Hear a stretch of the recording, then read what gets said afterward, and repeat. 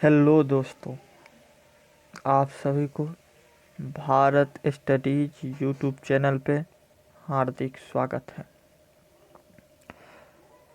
आप सभी दोस्तों के लिए जो मैं कल संडे सुपर सरप्राइज बताया था, उसका आज फर्स्ट क्लास होने जा रहा है। हम आज से हर रोज 50 most important 50 most important GK करने जा रहे हैं। मोस्ट इम्पोर्टेंट जीके करने जा रहे हैं। जी हाँ दोस्तों, 50 मोस्ट इम्पोर्टेंट जीके जो कि ऑल एग्ज़ाम सभी एग्ज़ाम के लिए इम्पोर्टेंट हैं। हम आज से वो 50 जीके, क्योंकि हर रोज़ 50 जीके का एक सीरीज चलेगा और मेरा टारगेट है कि टोटल मैं आपको 10,000 जीके क्वेश्चन करवाऊँ। आप किसी भी एग्ज़ाम की तैयारी कर रहे हो, अगर उसमें जीके का एक भी क्वेश्चन आता है तो मैं आपको गारंटी देता हूँ कि इससे बाहर नहीं होगा। तो आप सभी अगर अब तक भारत स्टडीज यूट्यूब चैनल को सब्सक्राइब नहीं किए हैं तो सब्सक्राइब कर दें, शेयर कर लें और लाइक करें। वीडियो को जितना ज़्यादा से हो सके उसे शेयर कीजिए, अच्छा लगे तो लाइक कीजिए। अगर कुछ सुझाव देना है तो कमेंट बॉक्स में सुझाव दीजिए और चैनल को निश्चित रूप से सब्सक्राइब कर लीजिए। तो चलिए आज हम अपनी क्लास की शुरुआत करते हैं। हम पहले एंशिएंट एंड मिडिएवल हिस्ट्री के मोस्ट इम्पोर्टेंट क्वेश्चन और आंसर करने वाले हैं। वन लाइनर क्वेश्चन और आंसर होगा। ये फटाफट राउंड में होगा, कोई भी अतिरिक्त समय लिए हुए। आपको फटाफट उत्तर भी देना है। तो चलिए, और लास्ट में आपको एक क्वेश्चन भी दूंगा जिनका आपको कमेंट बॉक्स में उत्तर देना है। तो आज मैं का क्लास हम शुरू करते हैं। वीडियो को शेयर जितना से ज़्यादा हो सके आप कीजिए।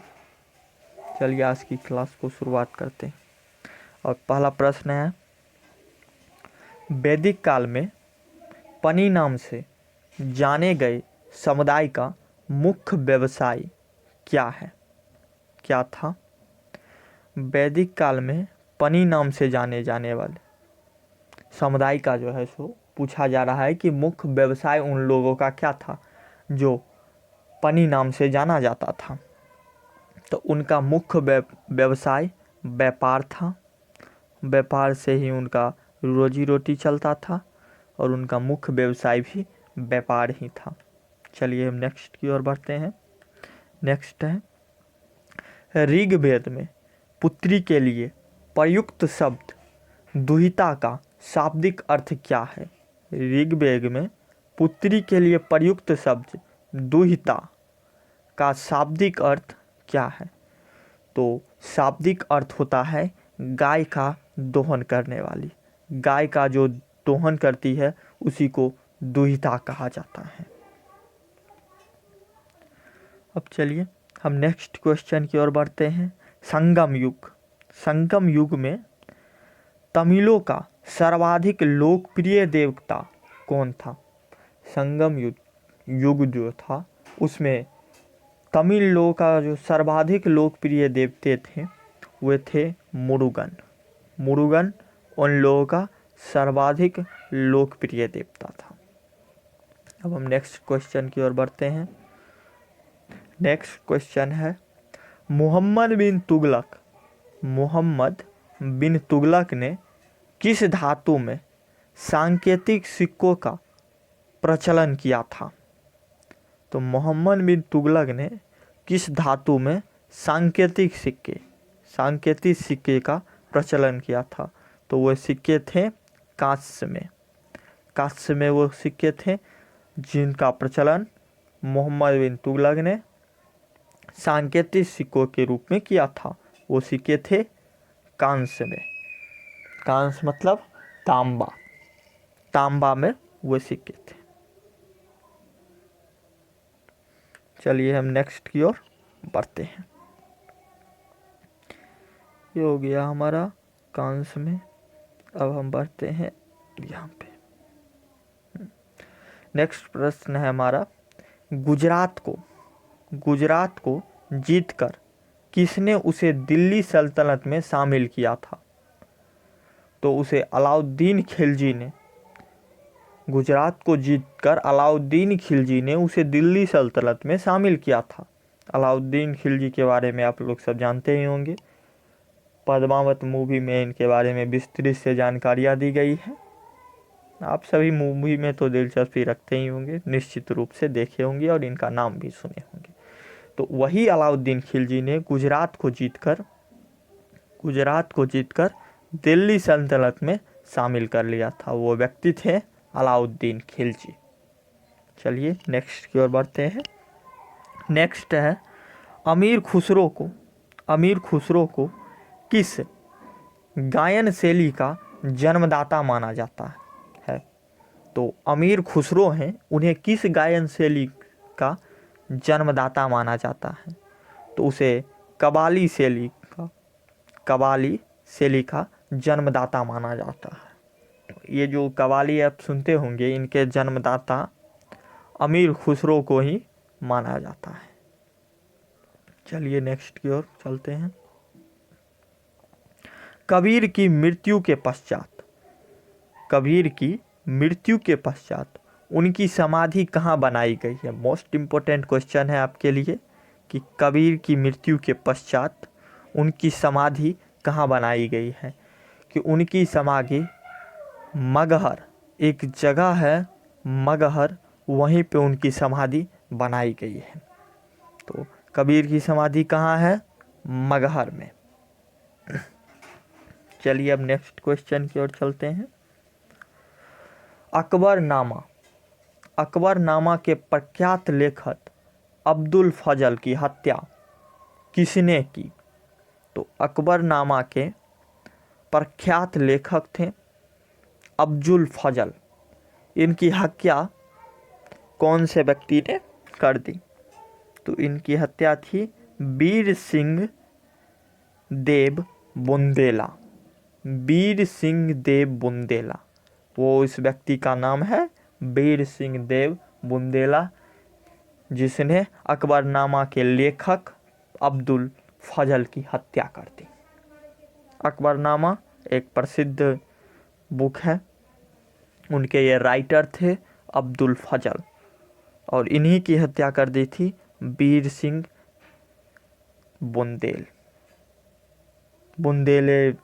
ये आपकी एक गाना है, वो सुने होंगे, उससे भी आप याद कर सकते हैं,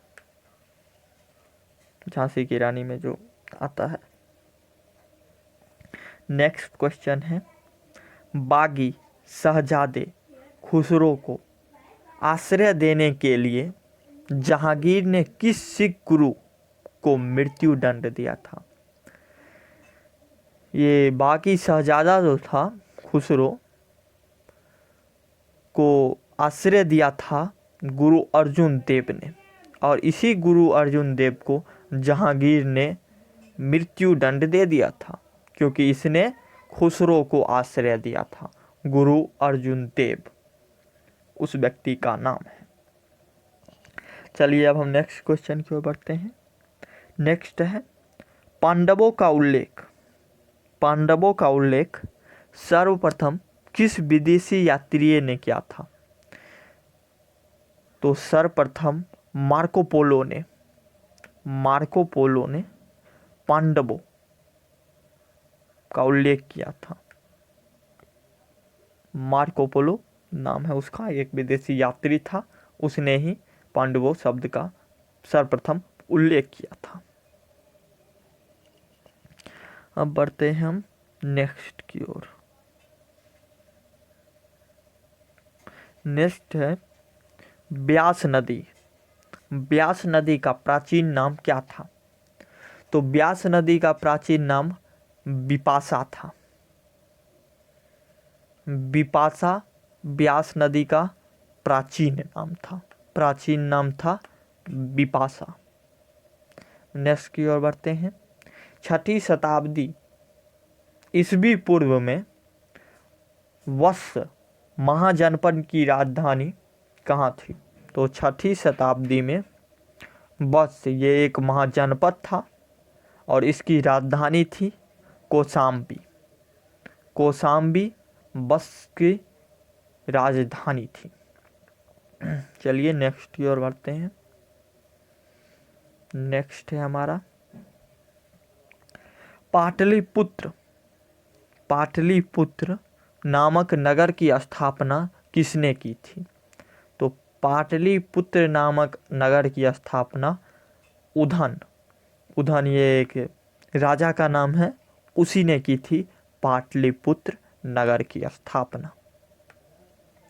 नेक्स्ट क्वेश्चन, मगध का सर्वप्रथम या मगध का प्रथम राज्यवंश कौन था? तो ये हर्यक वंश जो है ये मगध का प्रथम राज्यवंश था। हम आपको वंश के बारे में भी एक वीडियो प्रोवाइड करेंगे जिसमें सभी वंश का अलग अलग से व्याख्या होगा, इसलिए चिंता मत कीजिए। हर्यक वंश क्या होता है ये मैं आपको बाद में बताऊंगा एक वीडियो के द्वारा। अभी सिर्फ इतना जान लीजिए कि मगध का प्रथम राजवंश जो है वो हर्यक वंश था। आगू हम बढ़ते हैं। बुद्ध द्वारा गौ हत्या को बौद्ध मतावलंबियों क्या कहते थे? कि बुद्ध द्वारा गौ हत्या को बौद्ध मतावलंबी क्या कहते थे? तो उसे महाभिनिष्क्रम कहते थे। ये बौद्ध धर्म के 2-3 ऐसे वर्ड होते हैं जो आपको याद करने में दिक्कत हो, तो ऐसे महाभिनिष्क्रम और कुछ ऐसे ही वर्ड हैं जिसे आप बौद्ध धर्म से रिलेटेड कर से याद कर सकते हैं, तो महाभिनिष्क्रम कहा जाता है। चलिए हम नेक्स्ट की ओर बढ़ते हैं। सल्तनत काल में, सल्तनत काल में अश्वशाला के प्रधान को क्या कहा जाता था? ये क्वेश्चन आ चुका है आपका, ये क्वेश्चन एसएससी के एग्जाम में आ चुका है कि सल्तनत काल में अश्वशाला के प्रधान को क्या कहा जाता था? तो प्रधान को अमीर ए आखूर, अमीर ए आखूर के नाम से जाना जाता था। सल्तनत काल जो थी उसमें अश्वशाला जो घोड़सवार का होता है तबेला, उसके प्रधान को अमीर ए आखूर के नाम से जाना जाता था। चलिए हम नेक्स्ट की ओर बढ़ते हैं। खालसा पंथ की स्थापना तथा एक धर्माचार पाहुल को किस सिख गुरु ने चलाया था? तो ये दो चीज़, खालसा पंथ और धर्माचार पाहुल को किस सिख गुरु ने चलाया था? तो ये महान सिख गुरु गुरु गोविंद सिंह हैं, जिन्होंने खालसा पंथ और पाहुल इन दोनों को इन्होंने ही चलाया था, गुरु गोविंद सिंह। अब नेक्स्ट की ओर बढ़ते हैं।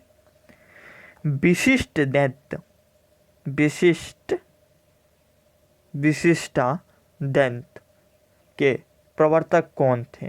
तो इसके प्रवर्तक थे रामानुजाचार्य, रामानुजाचार्य इसके प्रवर्तक थे। नेक्स्ट की ओर हम बढ़ते हैं। नेक्स्ट क्या है हमारा खानवा। ये तो सभी को पता होगा, ये तो कहने की ज़रूरत नहीं है क्योंकि ये इतना बार ये क्वेश्चन आ चुका है एसएससी के एग्ज़ाम में कि ये अगर कोई भी स्टूडेंट एसएससी की तैयारी कर रहा है तो उसे ये क्वेश्चन याद ही हो गया है। खानवा का युद्ध कब हुआ था? तो खानवा का युद्ध 1527 ईस्वी में हुआ था। और किसके किसके बीच में हुआ था, ये आपके लिए आज के कमेंट बॉक्स का सवाल हुआ कि खानवा का युद्ध किन दो राजाओं, किन दो सम्राटों या किन दो योद्धाओं के बीच में हुआ था? खानवा का युद्ध 1527 में। ये आप लोगों के लिए आज का सवाल है, कमेंट बॉक्स में दीजिए इसका जवाब। और जवाब आप जितना इसके बारे में जानते हैं वो सारे लिखिए, सिर्फ उत्तर नहीं लिखना है। और भी जो डिटेल आप उन दोनों आदमियों के बारे में जानते हैं या उनके वंश के बारे में जानते हैं वो भी आप कमेंट बॉक्स में लिख सकते हैं। चलिए अब नेक्स्ट की ओर बढ़ते हैं। चोल वंश, चोल वंश का संस्थापक कौन था? तो चोल वंश का संस्थापक था विजयलया। विजयल चोल वंश का संस्थापक था। नेक्स्ट की ओर हम बढ़ते हैं। नेक्स्ट है हमारा आगरे के लाल किले में मोती मस्जिद किस मुगल शासक ने बनवाई थी? तो आगरा में एक लाल किला भी है, इसलिए आप घबराइएगा नहीं। उस लाल किला में मोती मस्जिद है और उस मोती मस्जिद को शाहजहां ने बनवाया था। शाहजहां ने आगरे में सबसे प्रसिद्ध अपनी एक यादगार ताजमहल भी बनवाया है और ताजमहल भी शाहजहां ने ही बनवाया था और मोती मस्जिद भी शाहजहां ही ने बनवाया है आगरा में ही। ये दोनों चीज़ इसी ने किया है और किया भी है तो आगरा में ही। चलिए नेक्स्ट की ओर हम बढ़ते हैं। नेक्स्ट है पुष्पमित्र शुंग ने अश्वमेध यज्ञ किए थे। पुष्पमित्र शुंग ने अश्वमेध यज्ञ किए थे। यह जानकारी किस ग्रंथ से प्राप्त होती है? तो यह जानकारी महाभाष्य से। महाभाष्य एक ग्रंथ है, एक महान ग्रंथ है, उससे ही यह पता चलता है कि पुष्पमित्र शुंग ने अश्वमेध यज्ञ किया था। अश्वमेध यज्ञ क्या होता है इसके बारे में मैं आपको एक अलग से वीडियो बना के विस्तृत इसके बारे में जानकारी दूंगा। किन सब राजाओं ने यह यज्ञ किया था, इसमें क्या सब प्रथाएं होती है, ये सभी मैं आपको बताऊंगा। इसलिए चिंता करने की कोई भी बात नहीं है, हमारे साथ जुड़े रहिए। चैनल को सब्सक्राइब कर दीजिए, वीडियो को लाइक कीजिए और जितना ज़्यादा हो सके शेयर कीजिए। सब कुछ मैं आपको यहीं पे प्रोवाइड कराऊंगा, इसलिए घबराने की कोई ज़रूरत नहीं है। नेक्स्ट की ओर बढ़ते हैं। ऐतरेय ब्राह्मण किस वेद का है? ऐतरेय ब्राह्मण किस वेद का है? तो ये ऋग्वेद का है। ऐतरेय ब्राह्मण या ऋग्वेद का है। तो नेक्स्ट की ओर हम बढ़ते हैं। नेक्स्ट है, चलिए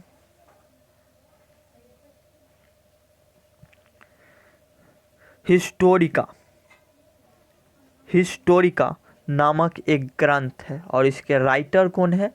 तो इसके राइटर है हेरोडोटस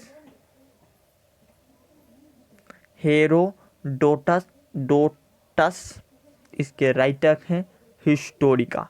यह एक बुक है और इसके राइटर है हेरोडोटस। चलिए नेक्स्ट की ओर बढ़ते हैं।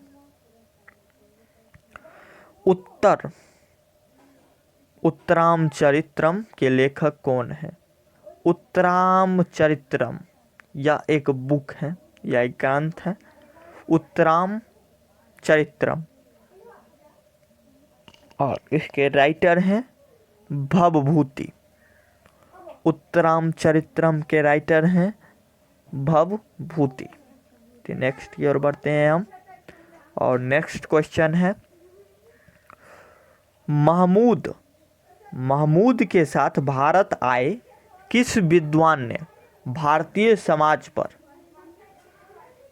किताबुल हिंद नामक पुस्तक लिखी? तो महमूद के साथ कौन विद्वान भारत आया था जिसने किताबुल हिंद नामक एक बुक लिखी है और इसके राइटर हैं अल बरूनी। इसके राइटर हैं अल बरूनी, जिसने किताबुल हिंद नामक एक पुस्तक लिखी थी। उसके राइटर हैं अल बरूनी। नेक्स्ट की ओर बढ़ते हैं और नेक्स्ट है खरमेर।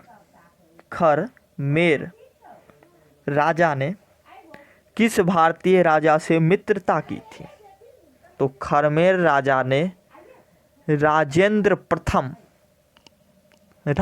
प्रथम से मित्रता की थी और वो राजा था खरमेर। खरमेर राजा ने राजेंद्र प्रथम से का मित्रता की थी। तो चलिए नेक्स्ट की ओर बढ़ते हैं। नेक्स्ट है हमारा सल्तनत काल में। इस काल के बारे में भी मैं आपको बताऊंगा, हम हर एक काल के बारे में आपको बताऊंगा, इसलिए घबराइए नहीं। उसमें कौन सब वंश हुए हैं, क्या सब उनके नाम है, डेथ मृत्यु क्या सब कार्य, ये सब मैं आपको डिटेल वाइज बता दूंगा। सल्तनत काल में हक ए सर्ब क्या है? हक ए सर्ब यह सिंचाई कर है, जिसे हक ए सर्ब के नाम से सल्तनत काल में जाना जाता था। अब हम नेक्स्ट की ओर बढ़ रहे हैं। नेक्स्ट क्या है हमारा नायब ए मालिकात। नायब ए मालिकात नामक पद का सृजन सल्तनत काल में किसने किया? तो यह पद है जिसका नाम है नायब ए मामलिकात।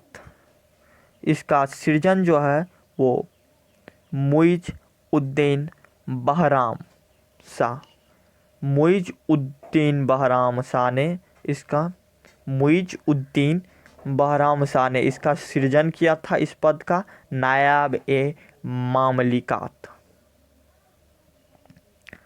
अब नेक्स्ट की ओर बढ़ते हैं। नेक्स्ट है मुगल काल में लोक निर्माण विभाग पब्लिक वर्क डिपार्टमेंट, लोक निर्माण विभाग को क्या कहा जाता था? तो मुगल काल में पब्लिक वर्क डिपार्टमेंट को शोहरत ए आम के नाम से जाना जाता था। शोहरत ए आम के नाम से मुगल काल में पब्लिक वर्क डिपार्टमेंट लोक निर्माण विभाग को जाना जाता था। अब नेक्स्ट की ओर बढ़ते हैं। बंगाल के किस नवाब ने अपनी राजधानी मुर्शिदाबाद से परिवर्तित करके मुंगेर कर दी थी? तो ये बंगाल के कौन से नवाब थे जिन्होंने अपनी राजधानी मुर्शिदाबाद से परिवर्तित कर उसे मुंगेर कर दिया था? तो उस नवाब का नाम है मीर कासिम। मीर कासिम जो एक नवाब हुए थे, इनके बारे में भी हम जानेंगे। उसने बंगाल की राजधानी मुर्शिदाबाद से मुंगेर शिफ्ट कर दी थी मीर कासिम ने। चलिए हम नेक्स्ट की ओर बढ़ते हैं। नेक्स्ट है किस अभिलेखों से पुष्टि हुई है कि किस अभिलेख से पुष्टि हुई है कि पुष्यमित्र शुंग ने अश्वमेध यज्ञ किया था? अश्वमेध यज्ञ के बारे में मैं आपको बताया है, इससे पहले भी एक पढ़ चुके हैं। तो किस अभिलेख से यह पुष्टि हुई है कि पुष्यमित्र शुंग ने अश्वमेध यज्ञ किया था? तो वह ग्रंथ है, वह अभिलेख है न कि ग्रंथ है। वह अभिलेख है अयोध्या अभिलेख। अयोध्या अभिलेख से यह पुष्टि होती है कि पुष्यमित्र शुंग ने अश्वमेध यज्ञ किया था। अयोध्या अभिलेख से इस बारे में पुष्टि होती है। नेक्स्ट की ओर हम बढ़ते हैं। नेक्स्ट है गिरनार में सुंदर झील का निर्माण किस शासक ने करवाया? गिरनार में सुंदर झील है और उसका निर्माण किस शासक ने करवाया था? तो उसका निर्माण चंद्रगुप्त मौर्य ने करवाया था। चंद्रगुप्त मौर्य ने सुंदर झील का निर्माण कराया था, जो है आपका गिरनार में। इस बात का याद रखें आप। नेक्स्ट की ओर हम बढ़ते हैं। नेक्स्ट है हमारा मेगास्थनीज। मेगास्थनीज की पुस्तक इंडिका के अनुसार, देखिए इसमें 2-3 सवाल बन गए। एक तो मेगास्थनीज और उसके राइटर इंडिका, उसने जिस पुस्तक का नाम लिखा था उसका नाम था इंडिका। और इसके अनुसार मौर्य समाज कितने वर्गों में बटा था।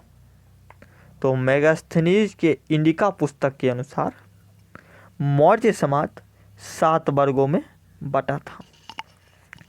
मौर्य समाज 7 वर्ग में बटे हुए थे। यह मेगास्थनीज की इंडिका पुस्तिका में लिखा हुआ है। नेक्स्ट की ओर हम बढ़ते हैं। और उससे पहले अगर आप जानना चाहें तो ये भी जान सकते हैं कि वो कौन से 7 वर्ग थे जो मेगास्थनीज की पुस्तक इंडिका में लिखा हुआ था। वो पुस्तक थे, वह वर्ग थे दार्शनिक, कृषक, सैनिक, चरवाहे, शिल्पी, न्यायाधिकार और पार्षद। ये 7 वर्ग थे।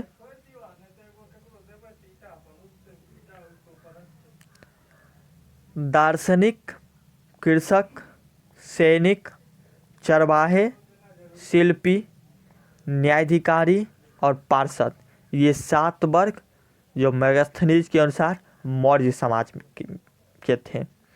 अब नेक्स्ट की ओर हम बढ़ते हैं। नेक्स्ट है हमारा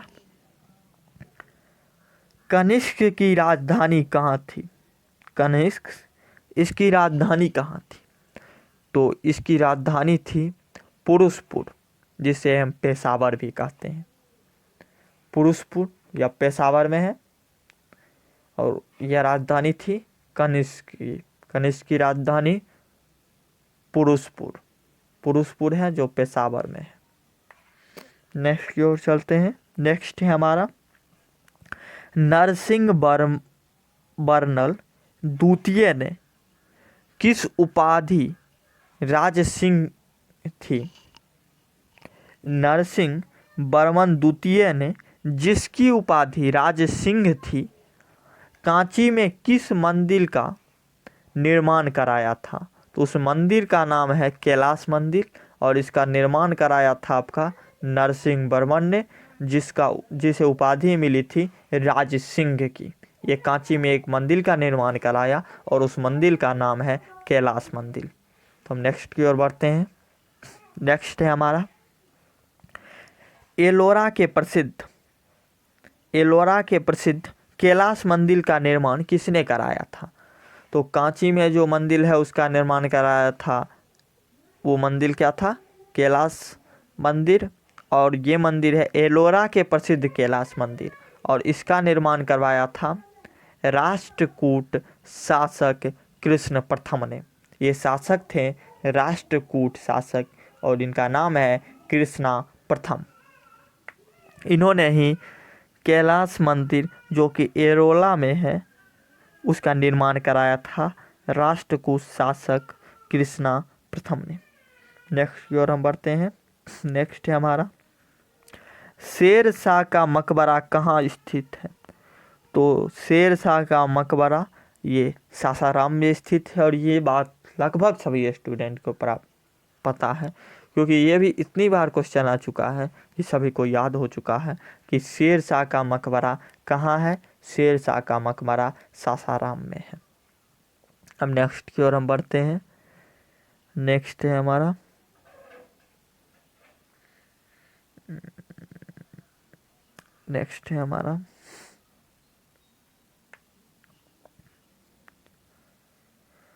सातवाहन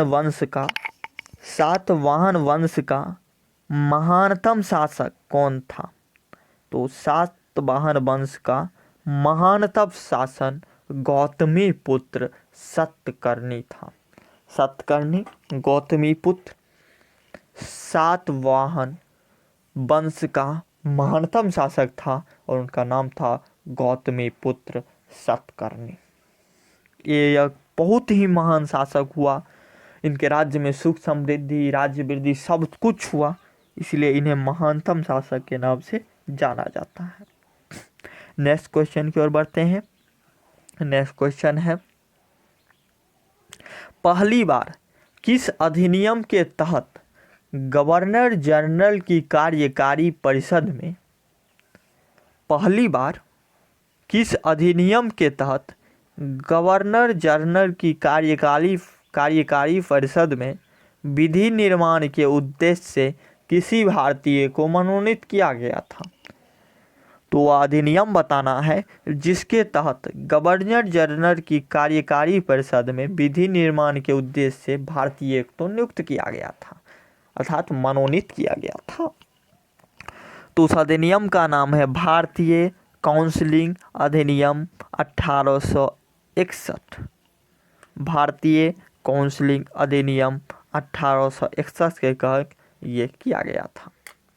नेक्स्ट की ओर हम बढ़ते हैं। नेक्स्ट है हमारा, लोथल कहाँ स्थित है?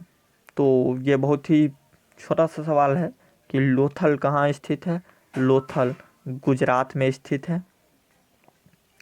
और गुजरात की राजधानी कहाँ है? तो गुजरात की राजधानी, बहुत लोग गुजरात की राजधानी को अहमदाबाद कह देते हैं, पर ऐसा बात नहीं है। गुजरात की राजधानी न तो अहमदाबाद है न सूरत है। गुजरात की राजधानी है गांधीनगर। ये आपका गुजरात की राजधानी है। और गुजरात के अभी सीएम कौन है? सीएम है आपके विजय रूपानी, जो गुजरात के सीएम है। और गांधीनगर जो गुजरात की राजधानी है, वहाँ से आपके एमपी कौन है? सांसद अभी हमारे गृह मंत्री अमित शाह, वो वहीं से सांसद हैं, गांधीनगर से। इतना अभी आप गुजरात के बारे में जान सकते हैं। तो चलिए, गुजरात लोथल कहाँ है? लोथल गुजरात में है। अब हम नेक्स्ट की ओर बढ़ते हैं। नेक्स्ट है हमारा, प्रसिद्ध फारसी त्यौहार नौरोज किस शासक ने प्रारंभ किया था? तो प्रसिद्ध फारसी त्यौहार नौरोज बलबन, यह एक शासक हुआ और इसी ने, बलबन ने ही प्रसिद्ध फारसी त्यौहार नौरोज की शुरुआत की थी। उसका नाम था बलबन। नेक्स्ट की ओर बढ़ते हैं। किस गवर्नर जनरल के काल में अंग्रेजी उच्च शिक्षा का माध्यम तथा सरकार कामकाज की भाषा के रूप में स्वीकार की गई? तो उस गवर्नर जनरल का नाम बताना है जिसने अंग्रेजी उच्च शिक्षा का माध्यम तथा सरकारी कामकाज के भाषा के रूप में स्वीकार किया था। तो उस गवर्नर जनरल का नाम है विलियम वेटिंग। विलियम वेटिंग के काल में यह हुआ था। तो नेक्स्ट की ओर हम चलते हैं। नेक्स्ट है, दिल्ली के लाल किले के अंदर मोती मस्जिद का निर्माण किसने करवाया था? तो आप याद रखिए जी, मोती मस्जिद दो ठो है। एक अभी तुरंत मैं आपको बताया हूँ कि आगरा में मोती मस्जिद है, जिसका निर्माण शाहजहां ने करवाया था। और ये आपके सेकंड मोती मस्जिद है जो कि दिल्ली के लाल किला के अंदर है, और इसका निर्माण औरंगजेब ने करवाया था। औरंगजेब ने दिल्ली के लाल किला के अंदर जो मोती मस्जिद है, उसका निर्माण औरंगजेब ने करवाया था। तो अब हम नेक्स्ट की ओर बढ़ते हैं। नेक्स्ट है, सांची का सपूत किस वंश के काल में बनवाया गया?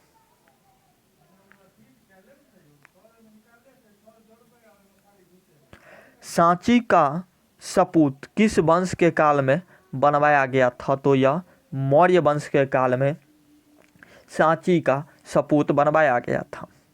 सांची का सपूत मौर्य वंश के काल में बनवाया गया था। तो नेक्स्ट की ओर हम बढ़ते हैं।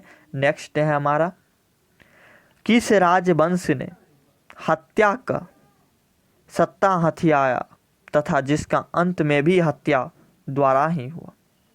अब देखिए यह सवाल क्या कह रहा है वो समझिए। किस राजवंश ने हत्या कर सत्ता हथियाया, यानी कि उसके जो राजा थे उसने इससे पहले राजा को मार दिया और सत्या हथिया लिया, और उस राजा का अंत भी हत्या के द्वारा हुआ था, जो किसी को मार के सत्ता हथियाया था, बाद में उसकी भी हत्या ही कर दी गई, और वह था शुंग वंश। या शुंग वंश के जो राजा हुए थे उसने हत्या करके ये हथियाया था शासन, और बाद में इनका भी हत्या ही हो गया। ये थे शुंग वंश। तो नेक्स्ट की ओर हम बढ़ते हैं। नेक्स्ट है हमारा, हाथी गुफा अभिलेख में किस उपलब्धियों का विवरण है। तो हाथी गुफा अभिलेख में खारवेल की उपलब्धियों का वर्णन है। हाथी गुफा अभिलेख में खारवेल की उपाधियों का वर्णन है। खारवेल की उपाधि का वर्णन हाथी गुफा अभिलेख में किया गया है। तो नेक्स्ट बढ़ते हैं। सिराउद्दौला के साथ अंग्रेजों ने कौन सी संधि की थी। इस सिराउद्दौला के बारे में भी जानेंगे, बहुत इंटरेस्टिंग इसका पूरा जीवनी है, तो इसके बारे में भी हम जानेंगे सिराउद्दौला के बारे में। इसने अंग्रेजों के साथ कौन सी संधि की थी। तो सिराउद्दौला ने अलीनगर की संधि है जो अंग्रेजों के साथ मिलके की थी।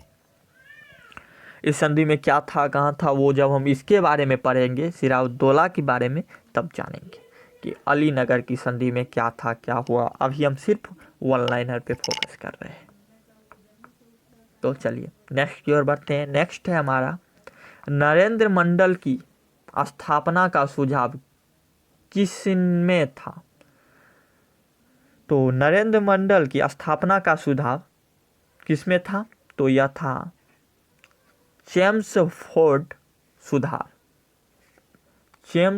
सुधार में नरेंद्र मंडल की स्थापना का सुझाव था।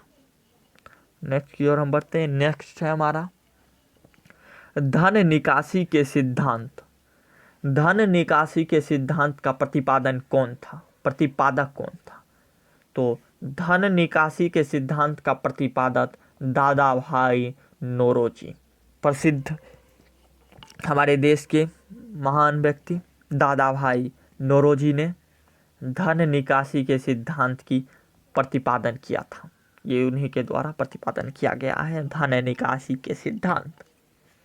नेक्स्ट क्वेश्चन है हमारा, सल्तनत काल में किले की सेना के खर्च के लिए निर्धारित भूमि को क्या कहा जाता था। जो किले की सेना थे उन सबको जो खर्च दिया जाता था वो भूमि के रूप में, और उस भूमि को क्या कहा जाता था ये आपसे पूछा गया।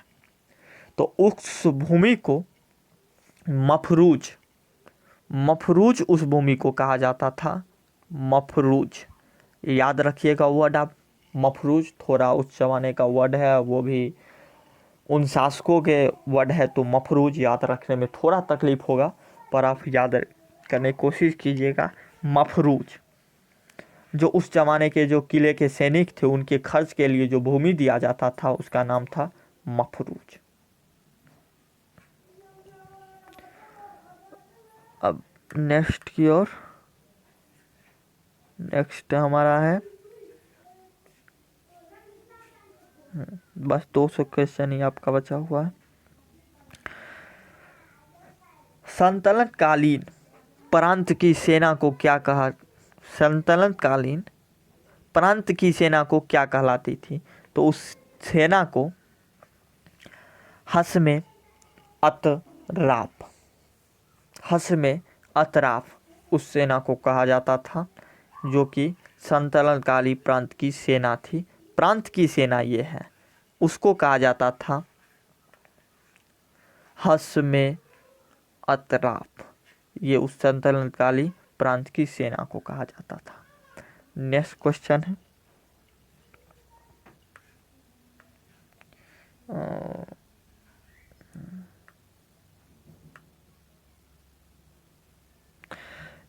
है आपका, ग्वालियर अभिलेख के अनुसार, ग्वालियर ये अभिलेख मिला था वहाँ, उसके अनुसार अरबों को सिंध से आगे बढ़ने से किसने रोका? तो अरबों को जो है सो सिंध नदी है उससे आगे बढ़ने से किसने रोका था?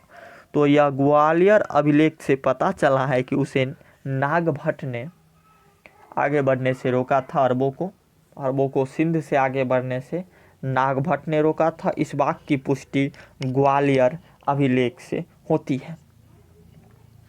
तो आज का हमारा सवाल यही है। आप कमेंट बॉक्स में खानवा के युद्ध के बारे में पूरी जानकारी निश्चित रूप से दीजिएगा कि खानवा के युद्ध किन दो राजाओं के बीच हुई थी, उसमें और क्या सब इम्पोर्टेंट भाग थे, किसकी पराजय हुई, जितना आप जानते हैं उन सभी के बारे में आप कमेंट बॉक्स में निश्चित रूप से लिखें, क्योंकि आप जितना लिखेंगे उतना आपके लिए और आपको याद रहेगा। अगर आप कोई सुझाव कोई देना चाहें तो आप वो भी कमेंट बॉक्स में दे सकते हैं। वीडियो को जितना ज़्यादा से ज़्यादा हो सके इसे शेयर निश्चित रूप से करें, क्योंकि आप जितना शेयर कीजिएगा हमारा मनोबल उतना बढ़ता है। तो आप शेयर कीजिए, सब्सक्राइब निश्चित रूप से कीजिए और लाइक अगर आपको पसंद आया हो तो कीजिए। ये तीनों काम आप निश्चित रूप से कीजिए। तो आज के लिए बस इतना ही। धन्यवाद। मिलते हैं नेक्स्ट क्लास में।